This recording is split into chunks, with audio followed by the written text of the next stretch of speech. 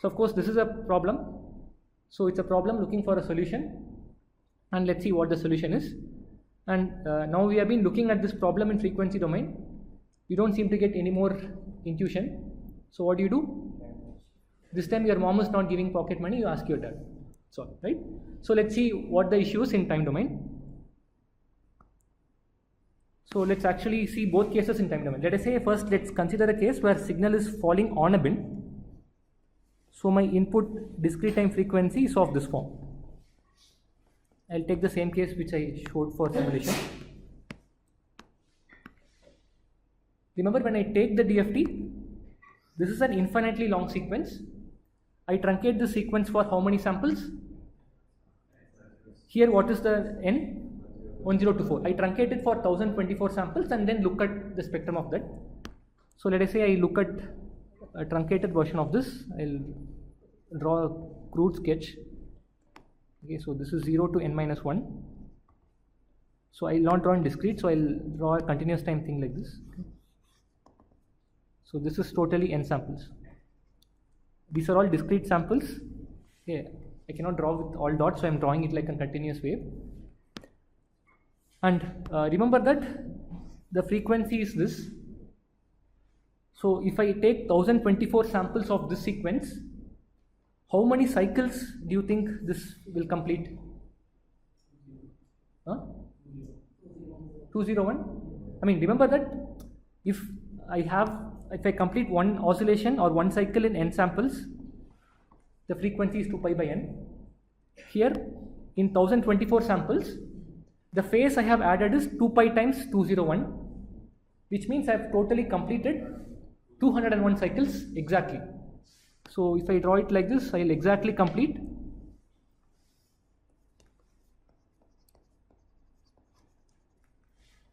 201 cycles. Again, this is all discrete time samples, something like this. Okay. So again, remember from the last class, when we are taking the DFT, it is inherently assumed that the sequence is periodic, right?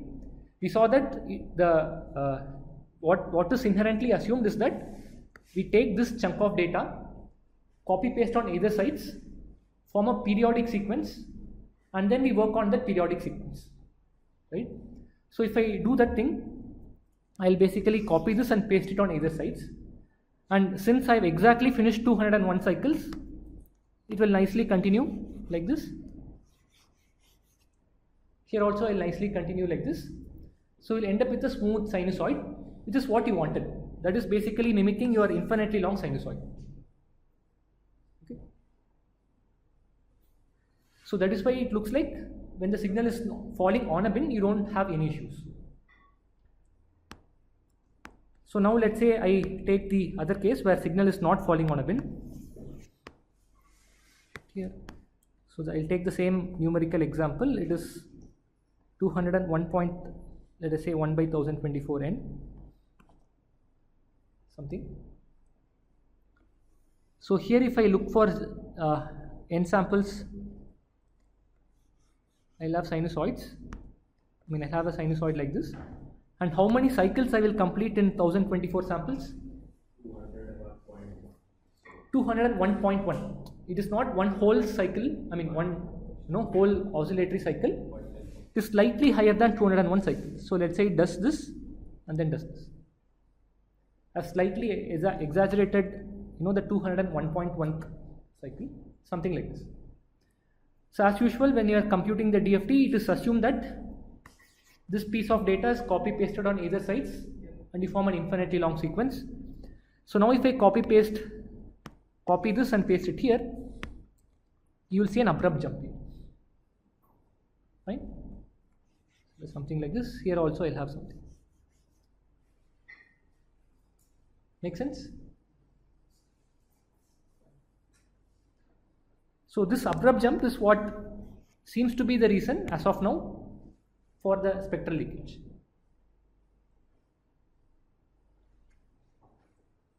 But then you should be asking this question, because of this, why is the spectrum looking like I have a flat portion? Right? I mean, looks like On top of this thing, roughly I have a flat portion added. So why do you think that makes sense?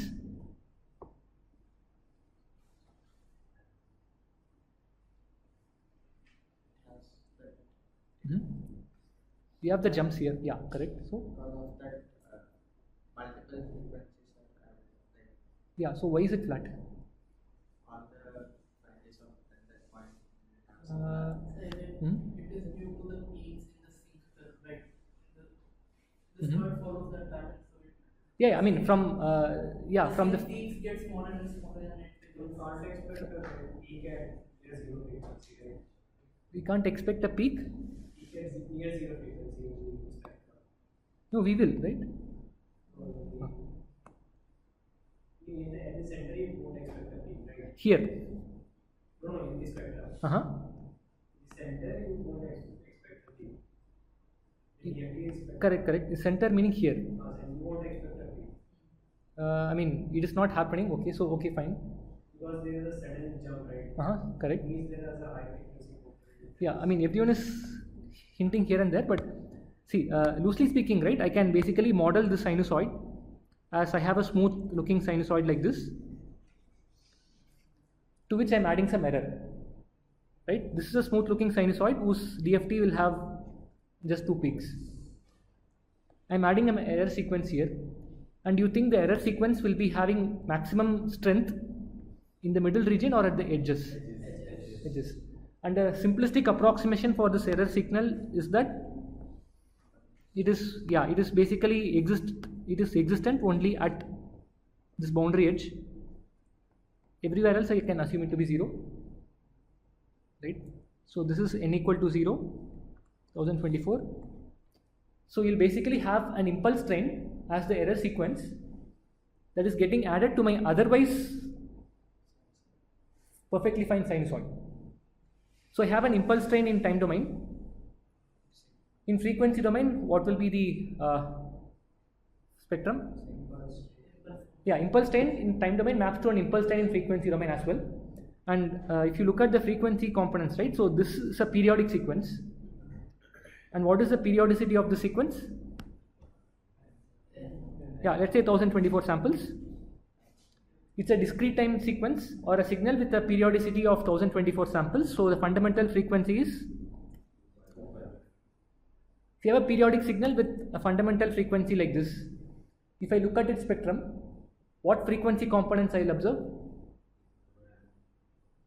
If I have a periodic signal with some periodicity or fundamental frequency, Fourier told you will observe only the harmonics of its fundamental frequency, right?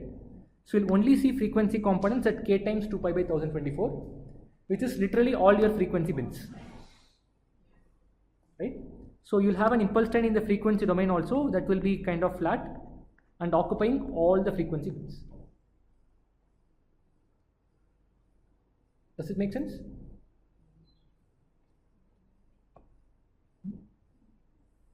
So you basically end up with flat portion like this. So of course now you kind of understood the problem. The problem is because you have this kind of abrupt jumps when we form an inherently, when we form a periodic signal with this. This is a representation of the sinusoidal signal. The last spectrum which you made. This one. This is the representation of the sinusoid. Of this guy. So okay, maybe I should make it clear. Let us say the smooth sinusoid will have the spectrum. The error sequence is a impulse train. Frequency domain also is an impulse train. So the overall spectrum will be sum of these two, right? So that's why along with that peak you see that flat.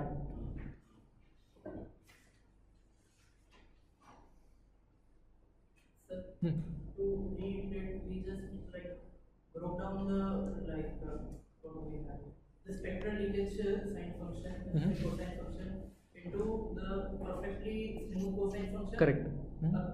Multiplied Plus with the rectangle. no yeah okay. The impulse train, we did it cos omega naught n times rectangular. Yeah, correct. So we essentially just broke down into those two components. No, not that. See, Because it seems like that. no, hold on. So that see, when you take a DFT, what we do is truncate the sequence. The truncation operation is what we modeled as multiplication with a rectangular window.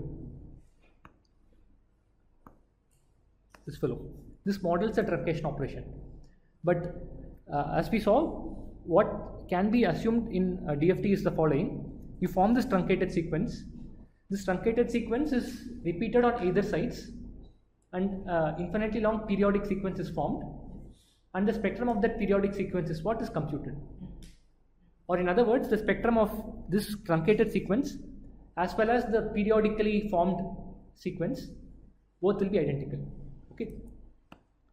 And I have basically tried to form that periodic repetition here. When I do the periodic repetition, I see abrupt jumps. That jumps I have modeled it as an impulse time. This is multiplication. Sorry, this is addition. Yeah. So essentially we are multiplying these both components with rectangular. Yeah, I mean you can think of it like that. Yeah, correct. So basically, if a data converter operates at the sampling frequency, which is a multiple of the signal frequency, it will inherently be better. Can you repeat the statement? If you have. If the sampling frequency of the data converter Correct. is like some m by n of the signal frequency. I mean, the other way, the input frequency is m by n of the sampling frequency. So n by n. Okay, yeah, correct. Yeah, I mean, yeah, fine. Correct. So it will inherently be better. True. I mean, see, typically the sampling rate is fixed. To measure the ADC, you vary the input sinusoidal frequency, right? But yeah, theoretically, what you told is correct.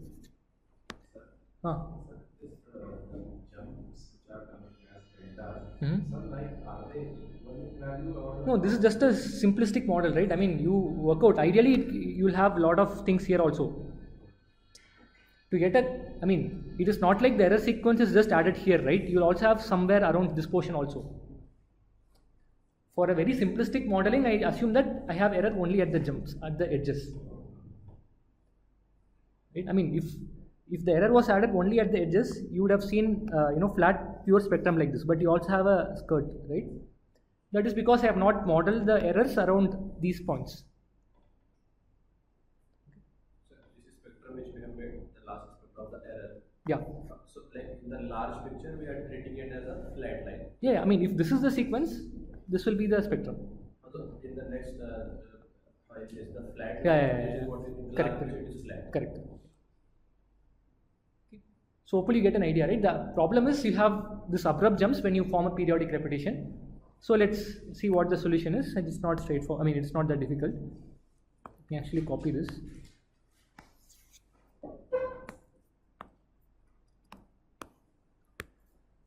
So let me erase this portion. Yeah. So this is a truncated sequence. So here, tell me, the problem is with the samples in between or with the samples at the edge? So the thought process is this: instead of giving equal emphasis for all samples while computing the spectrum, what if I give maximum weightage to the ones in between which have no issues and give less emphasis to the ones around the edges, right? So that basically is, I take the truncated sequence, multiply it with a function like this.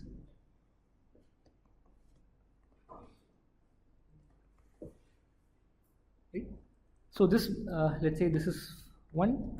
So it gives full weightage to the ones in the middle, and reduces the effect of the samples around the edges. So which means even if there is discontinuities around the edges, the error signal that is added will be very small.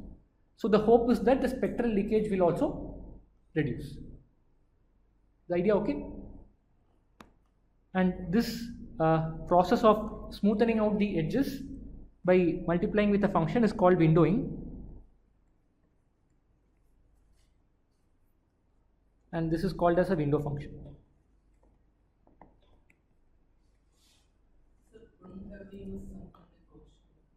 That is also kind of a window function. See, if you open a DSP textbook, you'll find a whole bunch of window functions, but we look at only a couple of them, which typically is used in circuits community. Okay. So the first window we look at is what is called Hann window. or raised cosine window. It doesn't need a genius to figure this out. See, here this is what I want my smoothing function to be. Can you think of a simplest, the simplest signal that looks like this? Sinusoid looks like this, right? So basically if I take a cos signal that looks like this, but I want inverted version, so what do I do? This is cos, minus cos, fine, but minus cos will go from -1 to +1. I want this to go from 0 to 1. What do I do? Shift it by 1 and then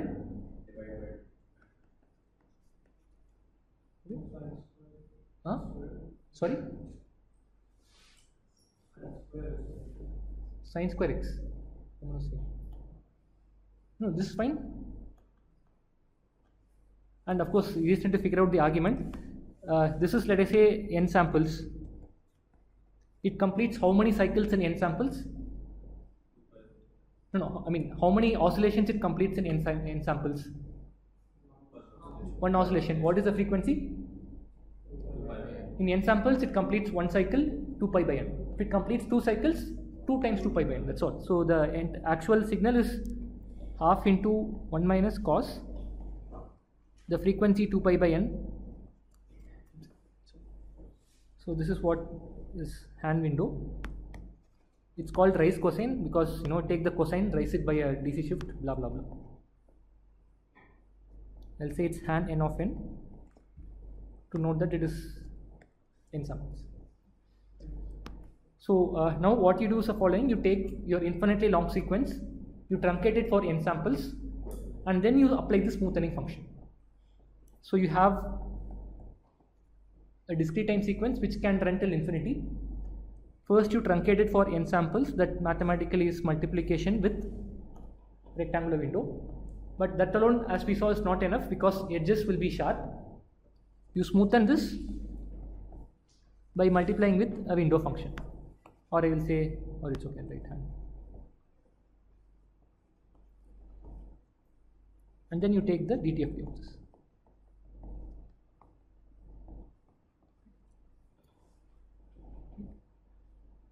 Earlier we are just truncating and then finding the spectrum, but now to work with the spectral leakage, we are also doing the smoothing.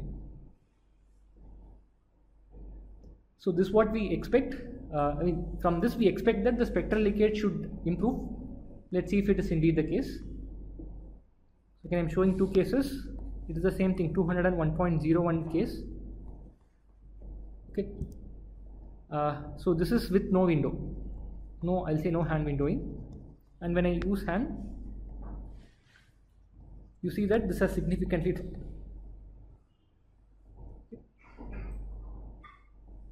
So it's definitely this guy works. So now we know if the signal is not lying on a bin, when you do this smoothing function, it's working. But we should also, but let us say you can apply a signal. Let us say by chance the signal is exactly falling on a bin when you are measuring. In that case, when you do windowing, nothing should go wrong. Right? It is not like you try to fix a hole in your ship. In that process, you introduce a new hole and then go around in cycles. So let's also verify that if my signal is properly laying on a bin and then I do Hann window on top of it, it is fine. Because in practice you do not exactly know if it is lying on a bin or not. Right? You are feeding some sinusoidal frequency for a test signal. It may lie on a bin, or most probably it may not lie on a bin. So for that, let's quickly see what happens if it's lying on a bin. So let's take signal cos 2 pi m times 2 pi by n times n. Okay, fine. So assume that this is truncated to n samples, and then I'm multiplying with the Hann window function, which is half to 1 minus cos pi by n. Now it's simple trigonometry. Can you multiply this and tell me what you get? I'll have half into cos of 2 pi into m by n times n, and then I'll have cos A, cos B kind of thing. What is cos A into cos B?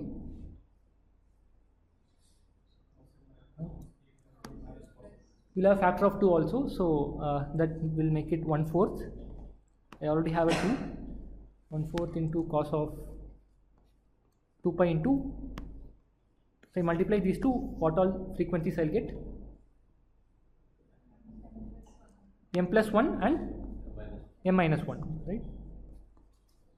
Cos A minus B and cos A plus B, that's all I'm doing.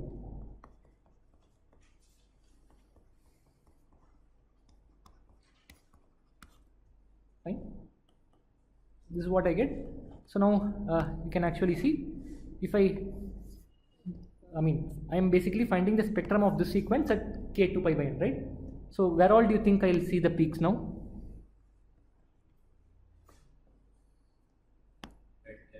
At m, good, and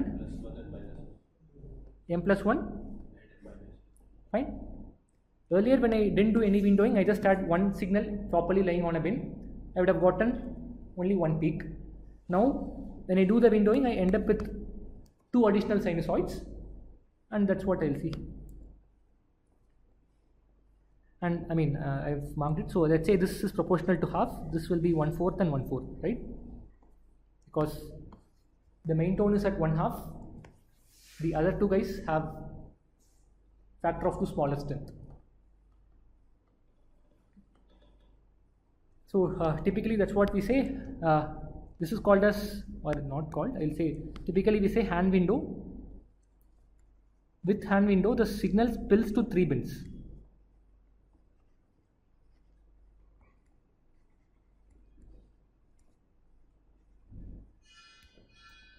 If my signal was lying on a bin, when I do Hann window, that signal spills to 3 bins, one to its left and one to its right. That is the side effect of this. Again, don't trust me because I say it, you can verify it yourself. I did that, so I have two things shown, the one in yellow. So I have, this plot is basically zoomed in version around this. Okay. So signal is again same thing, it is lying on a bin, it is chosen to be of this form. This is the frequency. The yellow is without any Hann window. I see a peak at 201 as expected. The blue is with Hann window. As you see, I see both 201, 200 and 202. And remember that the sinusoid that is on the actual bin, its strength is now half. That's what you see, 54 and 48, this is in decibels. 6 dB smaller in decibel means a factor of 2 reduction in amplitude. Similarly, even the ones to the side are 6 dB small. Fine. Good. So now tell me, let us say this is my original sequence.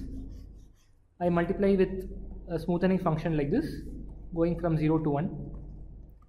After windowing, do you think the power in the windowed signal is A smaller than the original signal, B same as the original signal, or C greater than the original signal? Huh? Why greater? It spills into 3 bins, so they'll add up. Just look at from the time domain point. I have the original signal. What I'm doing when I'm waiting, I'm giving less emphasis to these samples, so I'm losing more information. We expect that the power is also smaller. But yeah, as you told, it spills to 3 bins. Let's actually see what happens, right? So if I didn't do windowing, right, this would have been the sequence I work with. Power of the signal is what? 1/2.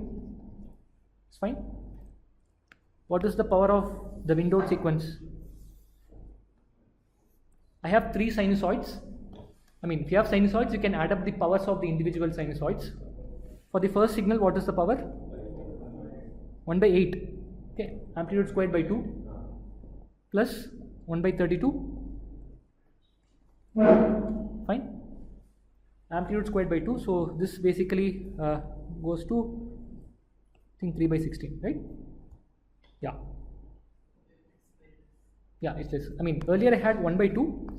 Now it's 3/16. So by what factor is the power dropped by? 3/8. Okay. Power is reduced by this factor. Okay. Cool. So now, which means if I feed in, do the experiment of EDOM measurement, I give a sinusoid at the maximum amplitude. I choose it so that my input frequency is m by n times fs, so that signal is falling on a bin when I take endpoint DFT, and then I plot the power spectral density of the output sequence V. This is k-axis. One-sided I'll plot from n by 2. So tell me, signal will occupy which bins now? And let's say I do Hann window now. Okay.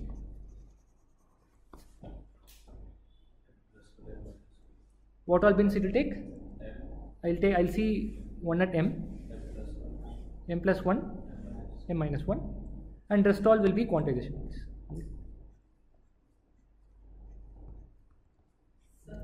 Yes. Since we are losing power using Hann window, why didn't we use the rectangular pulse of like the same? Yeah, rectangular pulse is basically truncated. You've already truncated, right? If you multiply with the rectangular window, you're not doing anything, right? You are retaining the same samples. No, like You are saying, instead of the raised cosine, use the like this. Yeah. This is basically not doing any change to your signal, right? The reason we did this was, why did we do this thing? Remember when we formed a periodic repetition, the problem was with the samples around the edges. With respect to spectral leakage, it makes more sense to de-emphasize the ones around the edges. That is why we chose something like this. So isn't it de-emphasizing that sharp edge? Correct, that's what you want. No, the rectangular. No, rectangular pulse, see, in discrete time it is just this, right? There is no de-emphasis. If you are de-emphasizing, it should be something like this, right? Okay. Understood? So what if the rectangular pulse is just manual? That is, think of it in discrete time. What do you want to do? This is n samples. You want to have only, you are saying eliminate this and take only these. Well, that means you are adding, you are causing even more jumps. That means what will happen? Your signal will be, after truncation, earlier it was like this, now it will be this.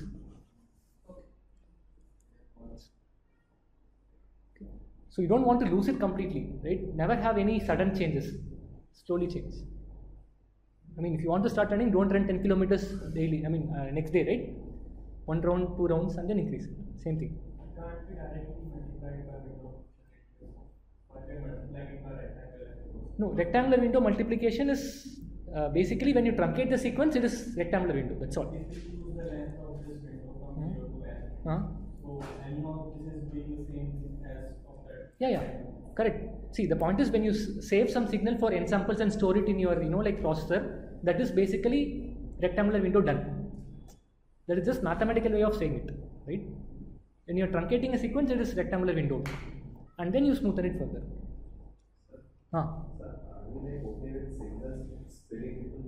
Yeah, we'll come to that, right? That's the price you have to pay.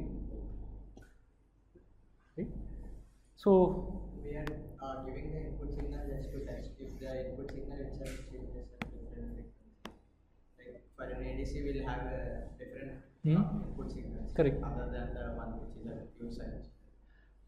Yeah, okay. Now, when you're testing the ADC, you use only sinusoids, but in a practical case, it can be anything. Then we'll have this case for a. No, if it's a practical case, you might not be looking at the spectrum. The spectrum, it's all needed to make sure the ADC is working fine. Right? In practice, this will be sensing some radar signal or ECG signal or something. There you don't look at the spectrum. Okay? The spectral plot is all to characterize your circuit. Okay?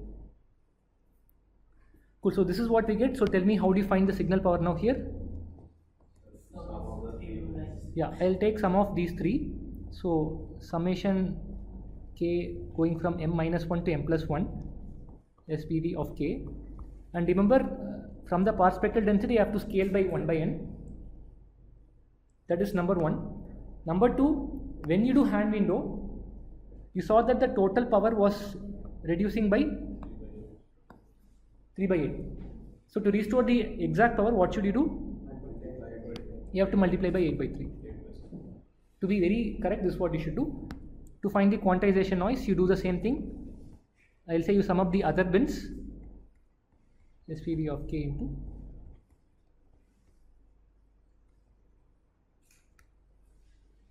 again, when you take the ratio, 1 by n, 8 by 3 all cancels. No one cares. So that is why loosely we can just take the sum of these and then say it's signal power. Sum of all these and say it's noise power. But you should have in mind that when you are exactly looking at the absolute power, these things are important. Won't the m plus 1 and n minus 1 signal strengths interfere with them? Interfere with? The signal at m. No, we are applying only signal at m. Yeah, our main priority was to get the strength at m only, right? But Correct. due to the window, we are split now. Yeah, that's okay, right? It is just spreading to 3 things. It's not spilling beyond this. It is still clean. See, as we saw, even after I applied, the spectrum is blue. It is still clean. It is only occupying 3 bins. But if the signal is not laying on a bin, it is doing a better job. Okay. So of course, some of the issues with windowing is, see, firstly, Sir, if the quantization noise while we put network, it is not, is it also, it will get increased by 3 by 8 factors, the power will reduce. correct. Because you are windowing this sequence, right? It affects everything equally, right? Yeah, so couple of, I would say, some of the price, the price you pay with windowing is this.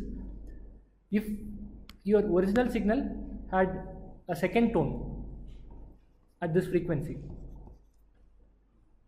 you will not be able to differentiate it. Right? See, earlier with an endpoint DFT, your bin width was 2 pi by n, or in continuous time, what is the bin width? In continuous time frequency, Fs by n. But now I see a single frequency after window occupies 3 bins. So loosely the resolution goes down by a factor of 3. So to get back the same resolution, I have to increase my number of points. Right? So that is the price you have to pay. So a couple of points before we finish. See, Hann window is one window. There are other windows. The other window we typically use in practice while measurement is Blackman-Harris. No need to see what the equation is. The point is, if Hann does this, this is reducing the spectral leakage, let us say. Now you want to reduce the leakage even further. Qualitatively, how do you think this smoothing function look like? Maybe I'll do it like this. Rectangular window was this, right? This was not great. Then what I did, I reduce emphasis here. It was better. If I want to make it even better, what can I do? Make it? Yeah, I'll de-emphasize this further and further. That's what a Blackman-Harris window does. I'll just show the thing. So the yellow is Hann and white is the Blackman-Harris. So then we can just apply impulse at We'll see what are the cons, right? If you see, like I told, this is still not an impulse. This is a gradual thing. The question is, why don't you do this narrower and narrow? Yeah, we'll look at the price you have to pay, right? So yeah, with respect to leakage, it is doing a great job, right? This is no windowing. So the yellow is with Hann and white is with Blackman-Harris, and it's the same frequency, 201.01 by 1024. So Blackman-Harris is reducing the spectral leakage even better. But the price you pay is, number one, the signal power is going to drop because you are losing a lot of information when you are de-emphasizing this. Second, when you do this, it turns out the signal spillage happens to 7 bins. So you see this into 3 bins here and 3 bins here. So typically these are the 2 things that we use. So bottom line, when you are simulating it, you always choose your input frequency so that it is lying on a bin like this. When you are measuring, you cannot guarantee it, so you end up using windowing. So one more thing, We have seen this with respect to signal. Let's also briefly look at the effect of DFT on quantization noise. Okay, so it's just a thing to note. See, let us say ensure that the signal falls on a bin, something like this. So when I form a periodic repetition, it is a smooth sinusoid like this. So let us say quantize this chunk of data. I get some quantization noise like this. If I form a periodic version of the sequence, the quantization noise also repeats because the same amplitude is getting repeated. Quantization noise is also same. So loosely speaking, even the quantization noise will show no discontinuity. This is all okay.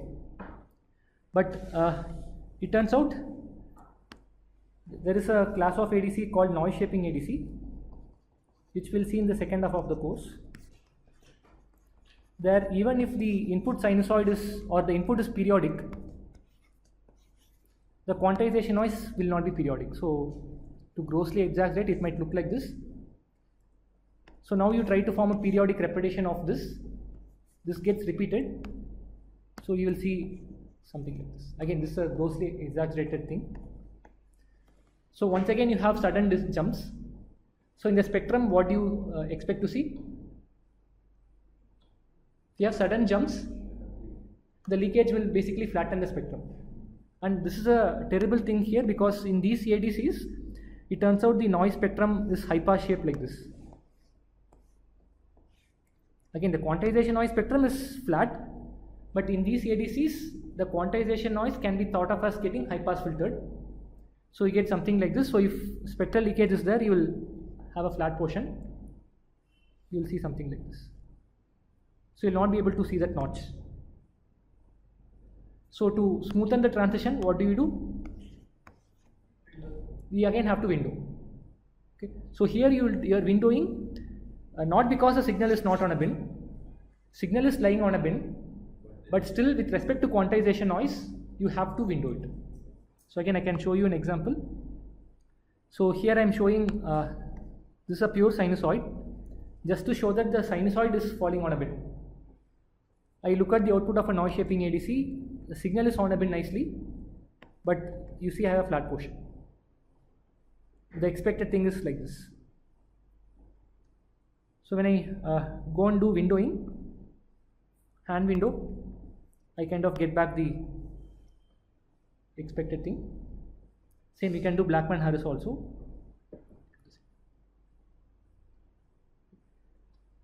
So again, let me summarize it. So basically the deal is, while you are simulating, you ensure signal falls on a bin by choosing it of this form.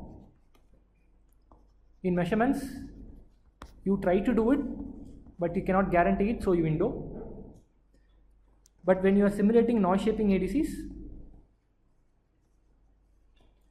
you apply the signal to be falling on a bin.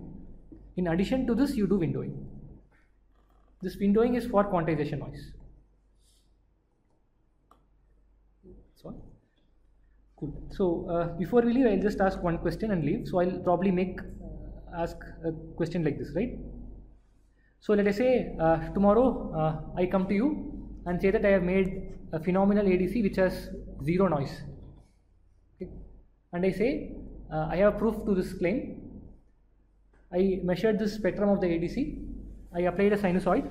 As usual, I ensure that it falls on a bin, so I'm not doing any FFT leakage business to cheat you. And what I did, I chose a 3000 point DFT and chose that my signal falls on 1000th bin. And I applied a signal and checked it. And this is the spectrum I get. So as expected, I see signal at 1000th bin. Everything else is at minus 150 dB. That is virtually zero. And I just see a DC offset, and DC offset is typically not a major deal. So it looks like my ADC has, or my circuit has zero noise. This can be ADC or any circuit. So if I make a statement like this, would you invest in my company, or would you, be suspicious? Yeah. What is the point of suspicion here? Yeah, good. You should be suspicious. So like there is not enough number of samples. But I have taken 3000 point DFT, right? But the frequency is complex. That's okay. I mean, he's saying, yeah, I mean, it is not very difficult to see. If I look at the discrete time sequence, what do I get? This is my Fn. What will be the discrete time sequence? 2 pi into? 1 by 3 times. I mean, my discrete time frequency is this times 2 pi. Okay? What is my discrete time frequency? It's 2 pi by 3. So, this is the sequence. Or I will write it like this, 2 pi. Yeah, so what's the issue now? So, I mean,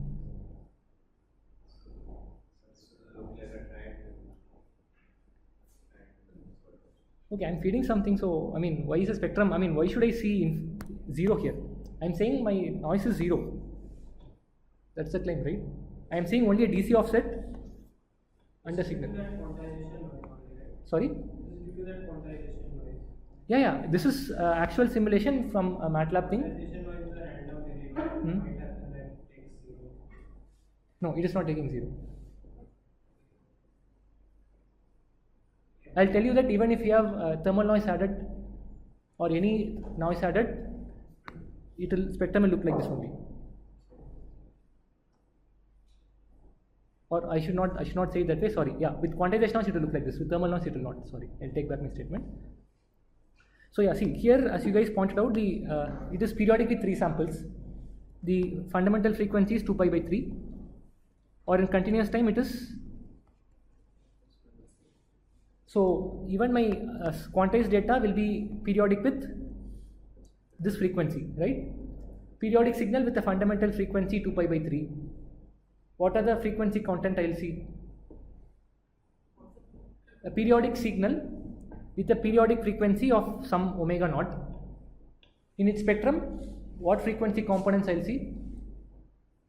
I mean, any periodic sequence, I will see only its harmonics of the fundamental. So I will basically see only k times 2 pi by 3 or k times fs by 3. For 0 it is 0. For 1 it is 2 pi by 3. 2 it is 4 pi by 3. 3 is 2 pi, that is same as 0, right? So this is basically 0 fs by 3. I am plotting one-sided spectrum. So what are the frequencies I will see? This is greater than fs by 2. Yeah. This will alias to what frequency? I mean, you can all. Yeah. So remember, this is same as minus fs. This is at fs by 3. So it is not like there is no quantization noise. Quantization noise is there, but it is all aliasing back to only 2 frequencies. So all the quantization noise is basically present in these 2 bits. So bottom line, it is not enough just to choose my input frequency to be of this form. What should I guarantee? There should not be any common divisors between M and N. Is that clear? So that But why does it matter that whatever sinusoid input frequency we choose, because the noise is always random? Yeah, but noise, no, that's what quantization noise depends on the input, right? If it's a random circuit noise, yeah, correct. Here we are looking only at quantization noise, so that's it. Since we have only 3, like Output is also periodic with 3 samples, that's all. 3 samples only. So you also need to ensure M and N are co-prime. Okay. So I'll stop here. Exceeded slide.